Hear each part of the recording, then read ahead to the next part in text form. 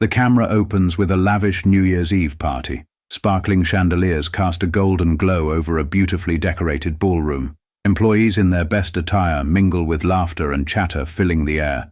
It's the annual company celebration, a night everyone looks forward to, except for one man. In the far corner of the room, James, the janitor, quietly adjusts a flickering decorative light near the snack table. His simple attire, a clean but worn jacket and plain trousers, stands out amidst the sea of glittering dresses and tailored suits. No one pays him much attention as he carefully works, his face calm and focused. At the center of the room stands Robert, the company's manager. Dressed in a sharp tuxedo and holding a glass of champagne, he thrives on being the center of attention. Known for his arrogance and sharp tongue, Robert is a man who makes it clear he sees himself as above others. As James finishes his work and begins to quietly make his way to the exit, Robert's gaze catches him. A sneer spreads across Robert's face as he loudly calls out, "Well, well, look who decided to crash the party. Did someone forget to lock the maintenance closet?" The room quiets slightly as heads turn toward James. Some guests chuckle nervously, while others look uncomfortable. James pauses, his hands tightening briefly around the tools he's holding. Without raising his voice, he responds, "I was just finishing up, sir." Happy New Year. But Robert isn't done. Sensing an opportunity to entertain the crowd, he steps closer, his voice dripping with mockery. "Happy New Year? Is that what you're here for, James? To wish us well, or did you come to grab a free meal?"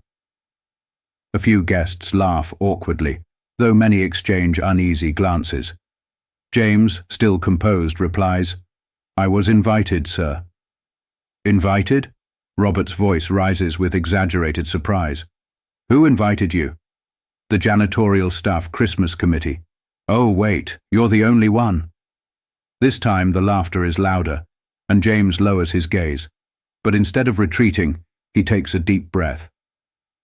"Everyone deserves to celebrate the new year, sir, even those of us who keep things running behind the scenes." Robert's smirk falters for a moment before he doubles down, his voice sharper now. "You know, James, maybe you should stick to what you're good at. Clean up the mess, keep quiet, and don't embarrass yourself trying to fit in where you don't belong." The crowd falls silent, the mood growing tense. James nods slightly, his calm demeanor unbroken. "Understood, sir," he says quietly before turning and walking away, his steps measured and dignified.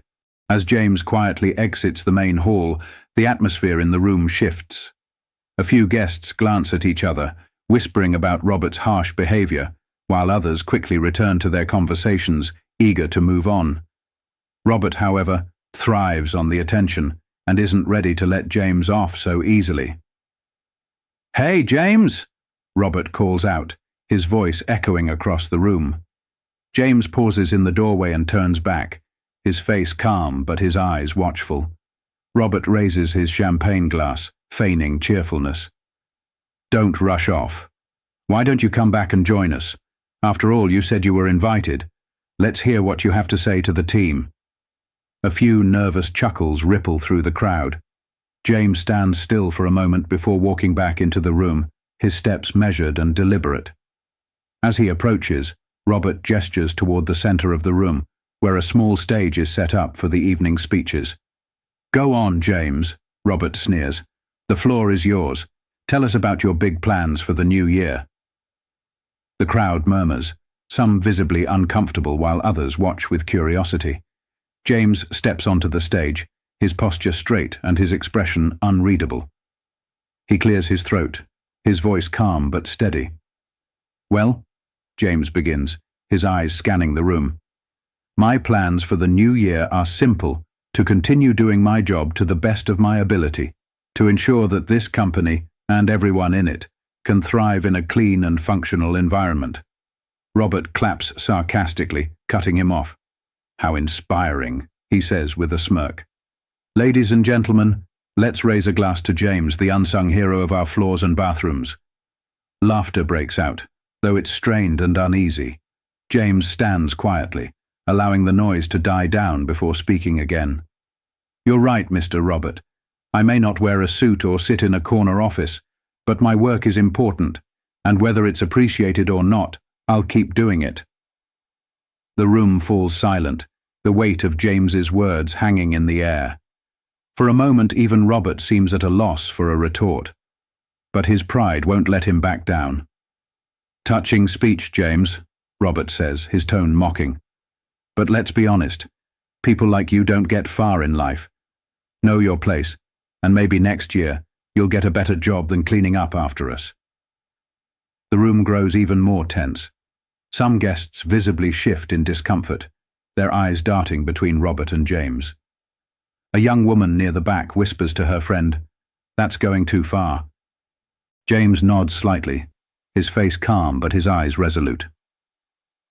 "Thank you for your advice, Mr. Robert," he says, stepping down from the stage. "I'll keep it in mind."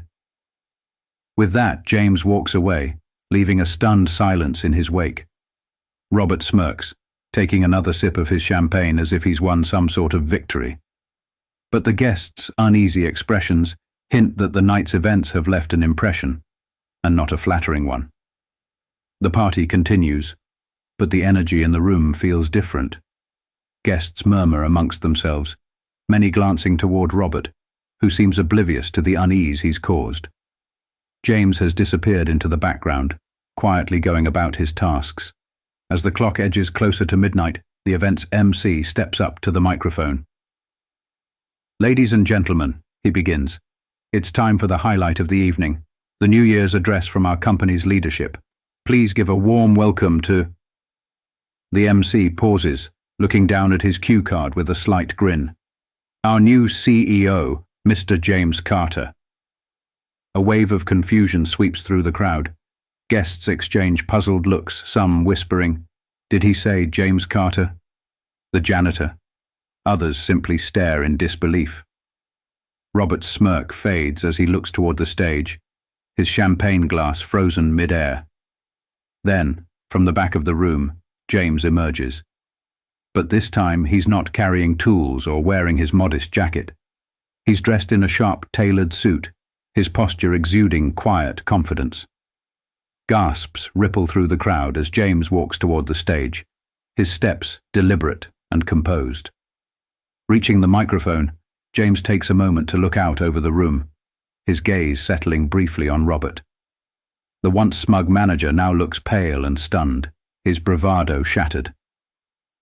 "Good evening, everyone," James begins, his voice calm but commanding. "First, let me wish you all a happy New Year. Tonight is a celebration of new beginnings, and for me, it's a particularly meaningful one." The room is silent, every guest hanging on his words. James continues, "Many of you know me as the janitor, the man who keeps this place running behind the scenes. And that's true. I've done that work proudly. But what most of you don't know is that I've also spent the past few years investing in this company, learning its strengths, understanding its weaknesses, and preparing to lead it into a brighter future." The crowd collectively inhales as James drops the bombshell. "As of last month, I acquired a controlling interest in this company. Effective immediately, I am your CEO." The crowd erupts into murmurs, applause, and a few audible gasps. Cameras flash as guests scramble to capture the moment. Robert, meanwhile, stares at James, his face a mix of disbelief and fear. His mind races as he processes the revelation. James allows the commotion to settle before continuing. "I've always believed that leadership isn't about titles or appearances. It's about actions. Tonight, I saw firsthand the kind of culture we've fostered here. And let me tell you, it's not the kind of environment I want for this company moving forward." His gaze sharpens as it lands on Robert. "I witnessed disrespect, arrogance, and a complete lack of appreciation for the people who make this place what it is. That ends now." Robert's jaw tightens as the weight of James's words sinks in. He knows what's coming, but he remains silent, too stunned to speak. The room remains silent, the weight of James's words hanging in the air. Every eye is on him as he steps closer to the microphone, his calm demeanor commanding respect. I've spent years observing this company, James says, his voice steady. Not just as an employee, but as someone who believes in its potential. And what I've seen is both inspiring and troubling. There are people here who work tirelessly, who embody the values this company should stand for. But there are also people who use their positions to tear others down. His gaze locks onto Robert, who shifts uncomfortably. Mr. Robert, James continues, your behavior tonight exemplifies the kind of toxic culture we can no longer tolerate. Publicly humiliating an employee, whether you think they're a janitor or the CEO, is unacceptable. The crowd is riveted, many nodding in agreement. Robert's face turns pale as he stammers, James, Mr. Carter, I didn't know. It was just a joke. James tilts his head slightly, his expression unyielding. A joke? Tell me, Robert, did it feel like a joke to you when I walked away? Did it feel like a joke when you told me to know my place? Robert swallows hard, his voice barely above a whisper. No, sir. James lets the silence linger before addressing the room again. Leadership isn't about power or status. It's about respect, empathy, and the ability to uplift others. And starting today, those values will define this company. James steps away from the microphone, walking toward Robert. The crowd parts to make way, all eyes on the two men. Standing face to face, James speaks quietly but firmly, ensuring everyone can still hear. Robert, he says, you have two choices. You can leave this company tonight, or you can stay and commit to real change. That means attending sensitivity training, re-evaluating how you treat others, and proving that you deserve the position you hold. Robert's hands tremble as he nods quickly. I'll do it, sir.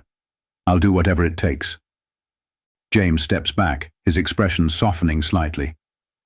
Then I expect to see results. This isn't about punishment, it's about growth, for you and for this company. The room erupts into applause, the tension giving way to a sense of hope and renewal. Guests cheer, some even wiping away tears as they watch the once humble janitor transform into a leader who commands both respect and admiration. As the applause dies down, James returns to the microphone.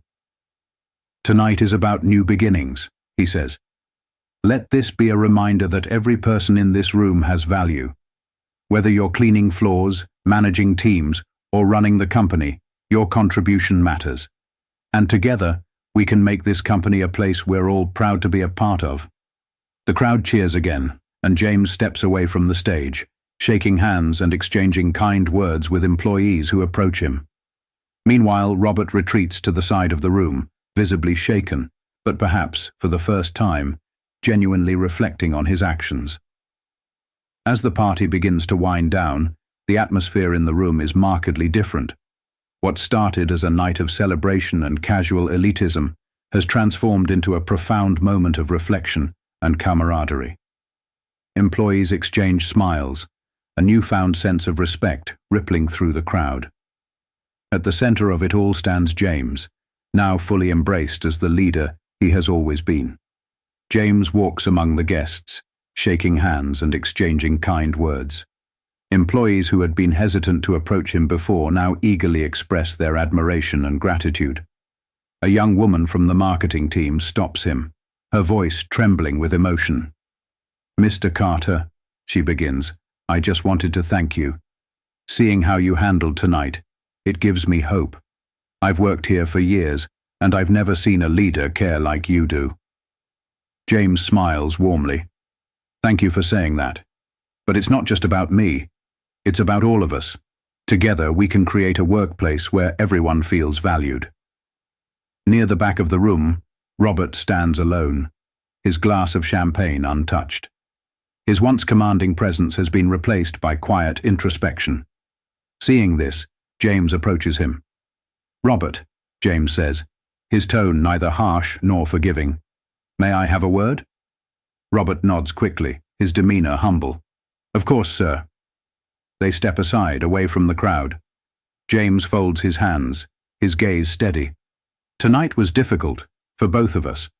I know you're capable of more than what I saw earlier, but change isn't easy. It requires humility, effort, and a willingness to see others for who they truly are. Robert looks down, his voice barely above a whisper. I let my pride get in the way. I've been so focused on proving myself that I forgot what really matters. I'm sorry for what I said to you. James nods, his expression softening. Apology accepted. But remember, respect isn't about titles or appearances.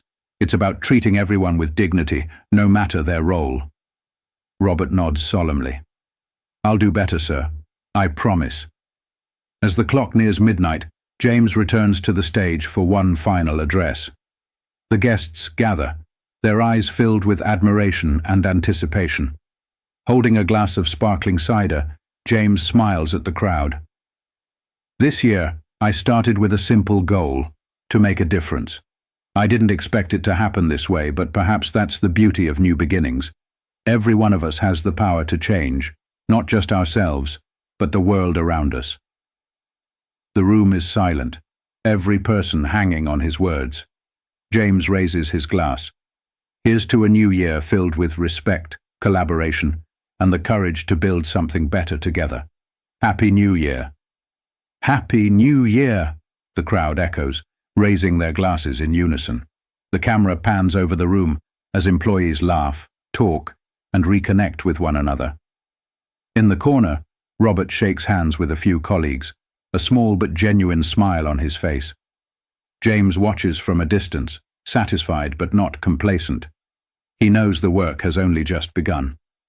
As the screen fades to black, a simple message appears. Respect and kindness cost nothing but can change everything. Lead with empathy, and the world will follow.